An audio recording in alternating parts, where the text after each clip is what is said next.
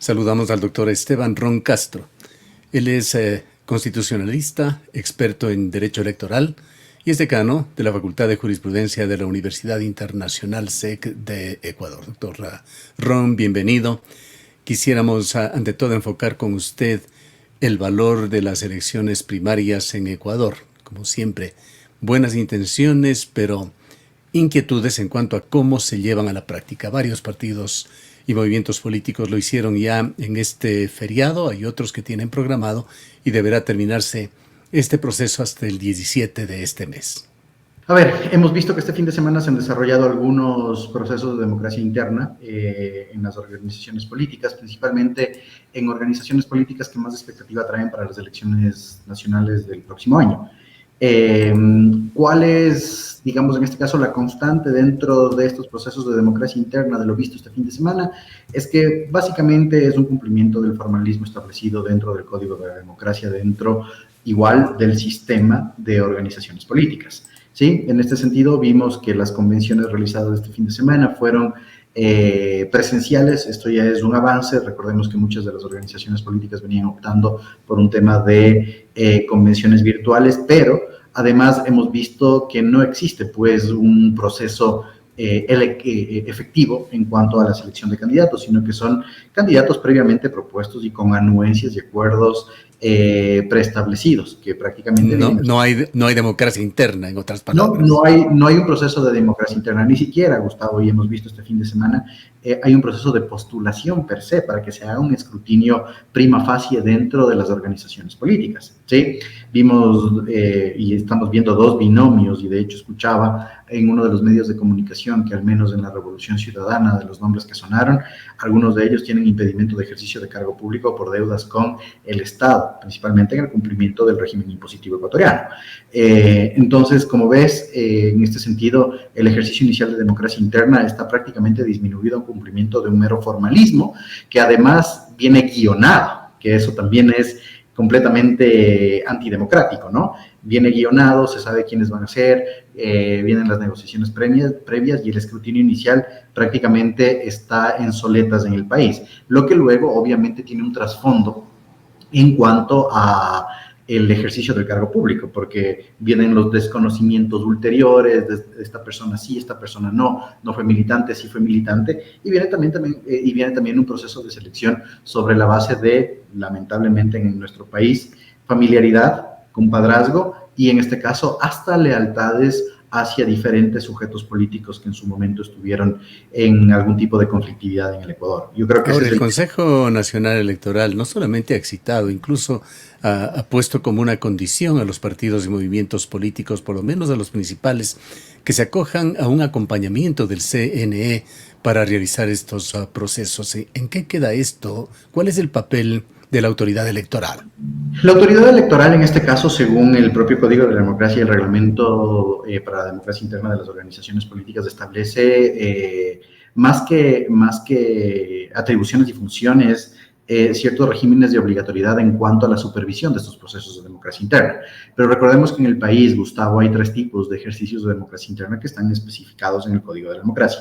El primero de ellos es una democracia totalmente abierta, donde pueden votar cualquier tipo de cualquier ciudadano, independientemente de su condición de militancia o no. Estos ejercicios de democracia interna en el Ecuador ya no existen. Existió por una sola vez, realizado por el entonces Alianza País, esas primarias en el cual todos los ecuatorianos podían acudir a las urnas a votar. El segundo proceso de democracia interna que se establece es este de democracia representativa delegataria, que es que las directivas efectivamente sean las que seleccionen a los candidatos, que es lo que estamos viendo en general, ¿no es cierto? Y finalmente viene el otro proceso en el cual solo la militancia, es decir, los adherentes permanentes y los afiliados a los movimientos y partidos políticos respectivamente pueden votar, pero esto es con un padrón abierto interno, que tampoco lo estamos viendo, ¿sí? Entonces, esa es la principal falla, y el Consejo Nacional Electoral, al tener esta sumisión, digamos, al tipo de ejercicio de democracia interna por parte de las organizaciones políticas, no está haciendo pues esta labor de vigilancia de las mismas, porque finalmente viene a ser un tema de formalidad y de acudir, sí, a las diferentes convenciones, pero ver que no existan vulneraciones, en este caso, de los afiliados o adherentes permanentes. pero nada más que eso, no se puede exigir por parte del Consejo Nacional Electoral porque hay una norma. Mejor dicho, no hay una norma, estamos ante una antinomia, en este caso legal, que no permite la exigencia de determinados procesos en democracia interna. Por lo tanto, el Consejo Nacional Electoral se ve atado de manos como para exigir una mayor profundidad en este tipo de procesos y al menos que se realicen los escrutinios básicos. Entre los precandidatos que han sido mencionados ya o designados por algunos partidos y movimientos políticos, de hecho empiezan a salir a flote ciertos visos de omisiones que tendrían para ser candidatos. Háblenos de algunas de ellas. A ver, el tema de lo que nosotros vemos en los escrutinios internos en el escrutinio interno de las organizaciones políticas, el deber ser es que se haga esta primer análisis de si efectivamente los candidatos que se están postulando tienen los requisitos y no tienen impedimentos, ¿no es cierto? Ya sabemos que los requisitos en el Ecuador son bastante laxos: ser ecuatoriano por nacimiento, tener la mayoría de edad, en el caso de la presidencia de la República, más de 35 años, y estar en gozo de los derechos políticos. Pero las inhabilidades vienen por otro lado, por ejemplo, no tener deudas con el Estado, no adeudar pensiones alimenticias, ¿sí? No tener una sentencia condenatoria ejecutoriada, etcétera, ¿no? Son 17 entre requisitos e inhabilidades que tienen que solventarse para realizar la inscripción de la candidatura. Pero claro, nosotros lo que estamos viendo en este momento es una estricta ratificación de nombres con un número de cédula, ¿sí? Y eso es lo que pasó principalmente en Revolución Ciudadana, que es de lo que se tiene conocimiento, ¿sí? Porque de ADN no tenemos conocimiento de si los candidatos efectivamente tienen algún tipo de impedimento. Escuché esto yo en otro medio de comunicación en el cual se presume que hay deudas con el Estado. El tema de no cumplir este requisito, tener esta inhabilidad, es totalmente subsanable, Gustavo, ¿sí? Porque si estamos hablando de deudas con el Estado en el régimen impositivo, es el pago de los tributos, hacer el readecuamiento o el acuerdo de pago, y con eso queda la persona habilitada. Y esto es para el ejercicio, es decir, una vez que sea electa la persona. Diferente es que haya una suspensión de derechos políticos, ya sea por juicio político o por sentencia condenatoria ejecutoriada. Eso es lo que se tiene, o de lo que se tiene conocimiento en este momento, y yo entiendo que una vez que los candidatos han sido ya previstos en las diferentes convenciones y la práctica en el Ecuador es que se encarguen de subsanar este tipo de inhabilidades antes, y lo sano sería antes de la propia inscripción de las candidaturas. Sobre Ricardo Patiño, que sería candidato a asambleísta por la Revolución Ciudadana, recordemos que salió del país en calidad de perseguido, él se autodeclaró así, tras haber sido objeto de un proceso, no recuerdo si fue por conspiración o algo de eso. Salió del país y se ha mantenido allá conjuntamente con otros miembros de este movimiento político en México. ¿Cuál sería la situación de él? Aparentemente esa causa había caducado ya. Sí, en el caso de Ricardo Patiño, Gustavo, ¿me escucha? Sí, perfectamente. Ya. En el caso de Ricardo Patiño es diferente la situación. Recordemos que Ricardo Patiño no tiene una sentencia condenatoria ejecutoriada. Como tú bien lo señalas, Ricardo Patiño tuvo un proceso judicial, en este caso, contra la estabilidad del Estado, pero no hubo la sentencia, y la causa inclusive ha tenido caducidad. Tal vez no tiene una caducidad de acción, pero no ha sido perseguida todavía por parte de las autoridades competentes, y en ese sentido no hay una inhabilidad. Ricardo Patiño, dentro del proceso igual de política exterior, se autodeterminó como un perseguido político y se puso en el exilio en México, ¿no? Pero en este caso él no tiene una sentencia que prohíba su candidatura. Ahora, hay un tema, Gustavo, y eso tenemos que estar conscientes. Los ejercicios de democracia interna de las organizaciones políticas, y según el reglamento establecido, se genera y señala que la persona que ha sido nominada para ser candidato debe aceptar presencialmente dicha candidatura, ¿sí? Y además en un acto personalísimo, ¿sí? Recordemos ejemplos previos cuando se intentó que el expresidente Correa acepte la candidatura a la vicepresidencia de la República a través de una tablet, ¿no? y que eso el Consejo Nacional Electoral no lo permitió. Entonces, por eso el ejercicio de democracia interna, en el caso de Revolución Ciudadana, sigue estando incompleto. No ha habido pues una aceptación personal, una aceptación directa, una aceptación manifiesta de estas candidaturas. Entonces, todavía vemos complejidad en este ejercicio de democracia interna. De hecho, hoy en la mañana, igual haciendo un poco de inteligencia antes de recibir la entrevista contigo, algunos de tus colegas periodistas y analistas políticos señalaban que el tema de la Revolución Ciudadana y el acto de la convención realizada este fin de semana todavía está abierta para una posible alianza, que todavía se tienen plazos, ¿no? Y recordemos que cuando hay una posible alianza con otras organizaciones políticas, se tiene que realizar un ejercicio de democracia interna diferente entre las directivas para hacer la selección de candidatos. Se hablan de posibles alianzas con otras organizaciones políticas. Y recordemos que para efectos de aceptar una candidatura, la aceptación de la candidatura tiene que ser en un acto personal, bajo ninguna circunstancia tiene que ser un acto por delegación. Además de ese acto tiene que ser directo y manifiesto por parte del candidato, ¿no es cierto?, cuando firme efectivamente la aceptación de su candidatura. Más o menos lo que se hizo en el ejercicio realizado por ADN este fin de semana. No vimos que eso sucedió con la Revolución Ciudadana, porque, por ejemplo, en el caso de el exministro Patiño no se encuentra en el país, ¿sí? Entonces, todavía al estar dentro de esta expectativa de una posible alianza con otra organización política, recordemos que una vez que las organizaciones políticas se coaliguen, se tiene que realizar un segundo ejercicio de democracia interna para así definitivamente buscar quiénes son los candidatos definitivos dentro del proceso electoral al que se está apuntando. Recordemos una cosa. Por ejemplo, cuando Guillermo Lasso hizo la alianza con el Partido Social Cristiano en esta reunión de la alta dirigencia de las dos organizaciones políticas, se pactó en que la alianza iba solo para el binomio presidencial.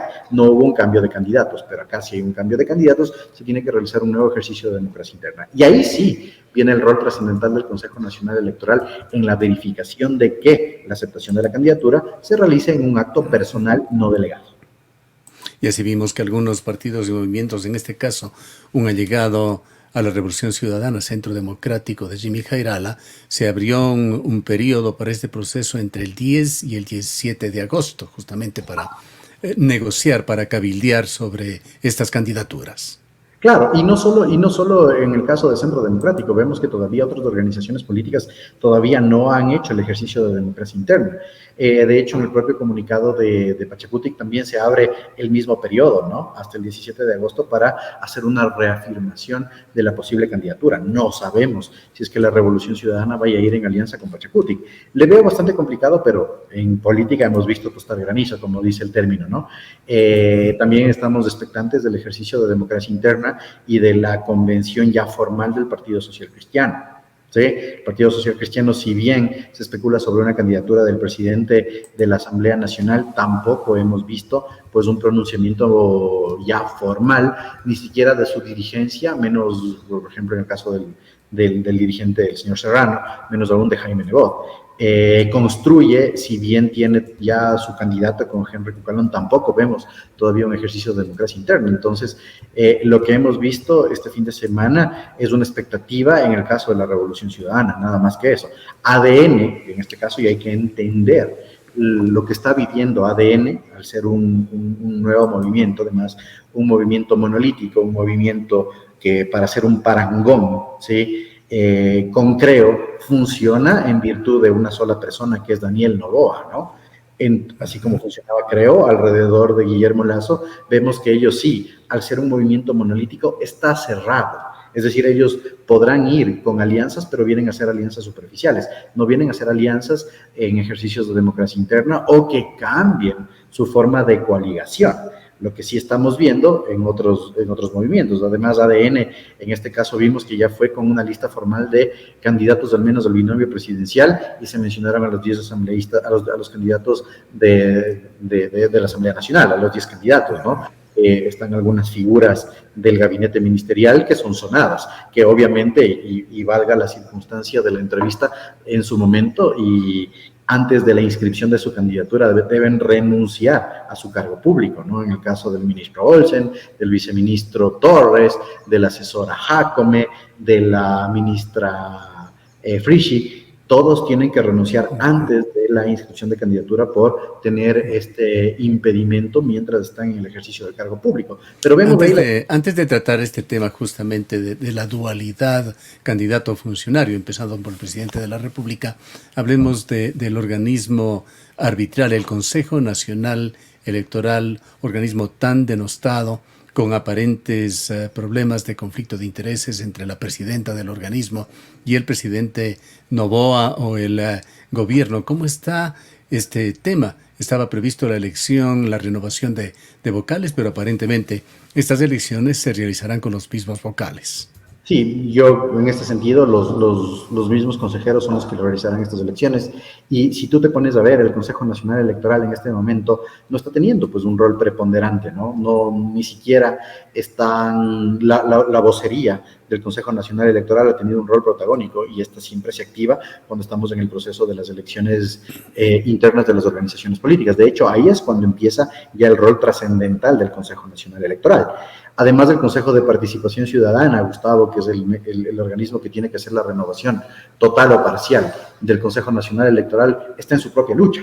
El Consejo de Participación Ciudadana, ya vimos que se activaron 2 nuevos pedidos de juicio político al presidente y vicepresidente del Consejo de Participación Ciudadana, que todavía no hay pues una línea clara de cómo se va a hacer una renovación, si va a ser esta renovación total o parcial de los consejeros del CNE. Lo único que tenemos en claro, Gustavo, es que la Procuraduría General del Estado señaló que por más periodo electoral existente, el Consejo de Participación Ciudadana puede realizar el concurso de oposición y méritos para hacer los cambios respectivos, totales o parciales del Consejo Nacional Electoral.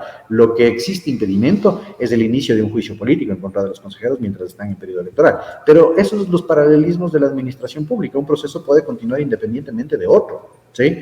Entonces, tranquilamente puede realizarse el concurso de consejeros del Consejo de Participación Ciudadana mientras estamos, del Consejo Nacional Electoral mientras estamos en periodo electoral, para que una vez que se tengan los resultados de la elección, se dé este cambio. Ahora, la conflictividad interna del Consejo Nacional Electoral ya no se la nota, ¿sí? Esa pelea que tiene la presidenta con los consejeros, bueno, es manifiesto que la consejera Nájera siempre está en la antípoda del todo, ¿sí? Es decir, de todas las actuaciones del Consejo Nacional Electoral.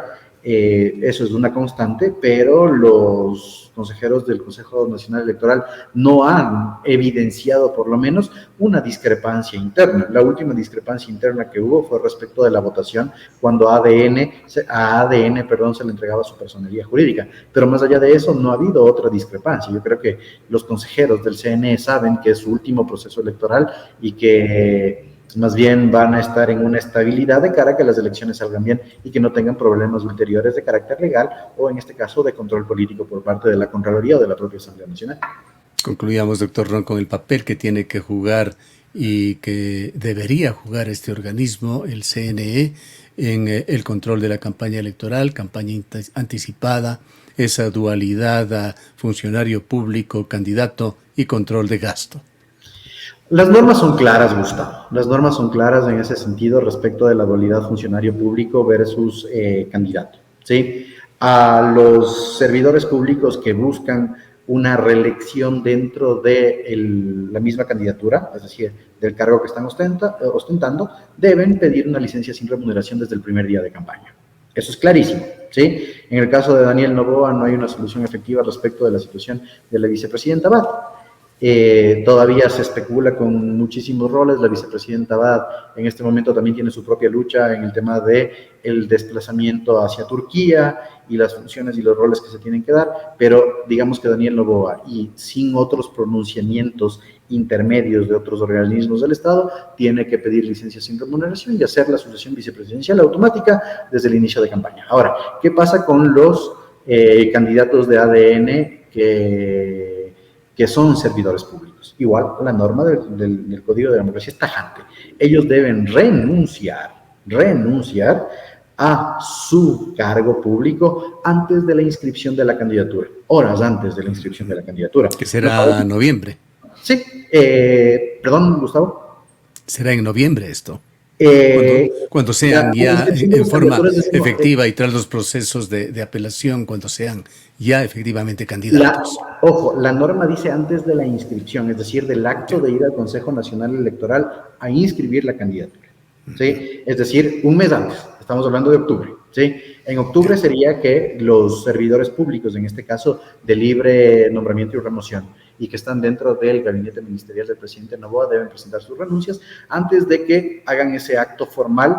En este caso sabemos que son candidatos de la Asamblea Nacional. Esta inscripción se da ante el propio Consejo Nacional Electoral de la entrega de la candidatura. Y después de solventar, obviamente, su candidatura, tendrá que hacerse efectiva su renuncia. Pero eso es así como debe actuar. Claro. Lo cierto es que de aquí hasta octubre y posiblemente noviembre se tendrá que vivir con esa dualidad de un candidato presidente y de posiblemente algunos candidatos ministros.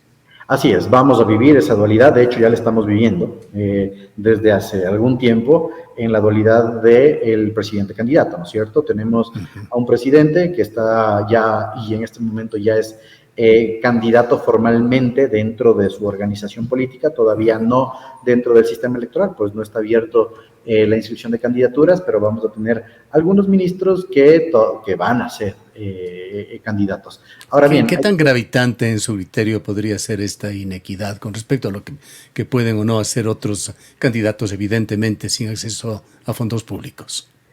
En este caso existe una prohibición absoluta de la ejecución de cualquier acto que pretenda la materialización efectiva de una opción electoral, es decir, que se busque la intencionalidad positiva de generar un voto favorable hacia una persona mientras está en el ejercicio del cargo público.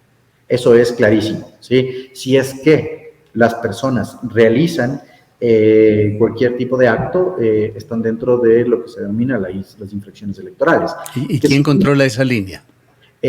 A ver, aquí es un doble control, es el Consejo Nacional Electoral y el Tribunal Contencioso Electoral, ¿sí? El Consejo Nacional Electoral tiene que hacer el monitoreo de los actos de precampaña y campaña anticipada, ¿sí? De hecho, el Consejo Nacional Electoral siempre dentro de los presupuestos establecidos económicos hace la previsión del monitoreo. Entonces, el Consejo Nacional Electoral debe realizar ese monitoreo de la campaña anticipada.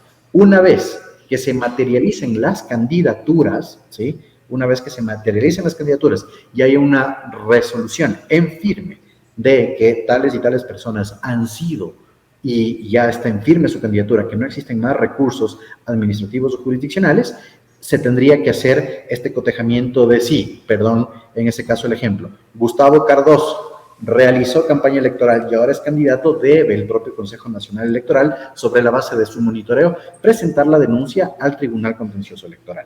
Y el Tribunal Contencioso Electoral debe hacer el juzgamiento del acto de precampaña. Es así como funciona. Muchas gracias, doctor Ron, por habernos acompañado. Muchas gracias a ti, Gustavo, por la consideración y un excelente inicio de semana. Declaraciones del doctor Esteban Ron, él es experto en Derecho Electoral.